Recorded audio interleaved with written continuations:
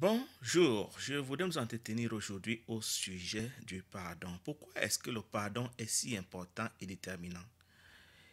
En fait, tant que nous n'avons pas pardonné, nous n'allons pas quitter le cycle de naissance et de vie, nous n'allons pas quitter la prison de ce monde, nous n'allons pas quitter la servitude de l'ego.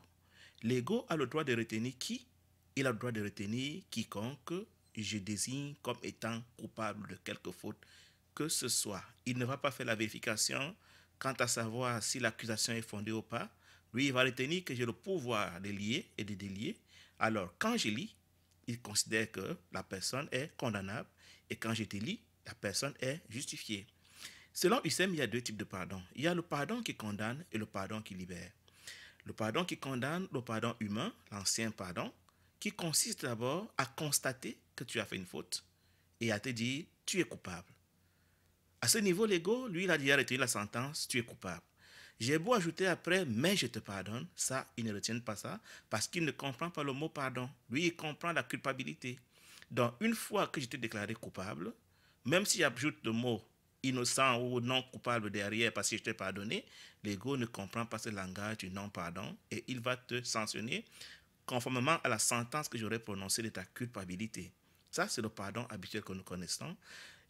Husserl, un courant miracle, nous recommande de passer au pardon supérieur, le pardon qui libère, à savoir, je dois déclarer que mon frère n'est pas dans le monde, mon frère est au ciel, et que ce que je vois de lui n'est qu'une figurine, n'est qu'un personnage d'un film, d'un rêve, qui est capable d'aucun mal, qui n'est capable que d'aimer.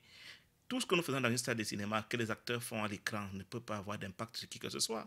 Donc, si je considère mon frère que je vois comme un acteur de cinéma, je peux donc déduire qu'il est incapable du moins de mal. Du coup, je suis fondé de lui dire, tu ne m'as jamais rien fait aucun mal, tu es innocent, tu es parfait, en me référant à son soi supérieur qui est toutes ces choses. Du coup, ce que son soi inférieur, son personnage, sa personnalité, sa figurine peut faire dans le monde, elle peut me blesser, m'insulter, me calomnier, me ridiculiser, me rejeter, que sais-je encore. Je déclare que je ne vois pas ce personnage de cinéma. Je regarde mon frère comme le Saint-Esprit le regarderait. Je considère donc qu'il est non coupable. Je le proclame non coupable et du coup, l'ego n'a plus aucune raison de le retenir dans ce monde. Pourquoi nous ne quittons pas ce monde? Parce que nous passons le temps à nous accuser mutuellement. Et chaque fois que je te lis, pas une accusation, pas une culpabilité, naturellement, l'ego est fondé de te mettre une chaîne, de te mettre une menotte et de te retenir dans le monde. C'est pour ça que nous ne quittons pas ce monde et que nous sommes restés aveuglés. Je peux aussi me condamner moi-même, en me culpabilisant moi-même. L'ego s'en fout de qui est en train d'être culpabilisé. Si c'est moi qui estime que je suis indigne, non coupable et que je mérite la sanction, alors lui, il va appliquer la sentence que j'aurais prononcée. Donc, il est question pour nous de sortir du pardon ancien qui passait par la culpabilité d'abord, avant de prétendre qu'on a pardonné, pour entrer dans un pardon nouveau, le pardon que Husserl nous recommande, le pardon supérieur qui veut que je regarde le Fils de Dieu comme non coupable, et parce qu'il ne peut jamais pécher, parce qu'il n'a jamais quitté la présence de son Père, alors je le déclare innocent, je l'aurai affranchi, je serai quitte de son sang, l'ego ne pourra plus le retenir en prétendant que c'est moi qui l'ai déclaré coupable.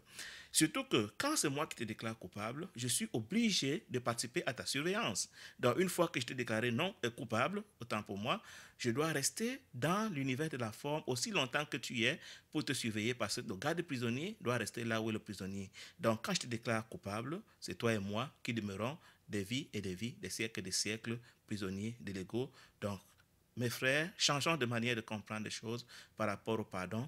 Passons au pardon supérieur, déclarons les gens à tout vent non coupables afin que nous quittions ce monde et que nous nous retrouvions chez notre Père très bientôt ensemble en communion avec le Christ.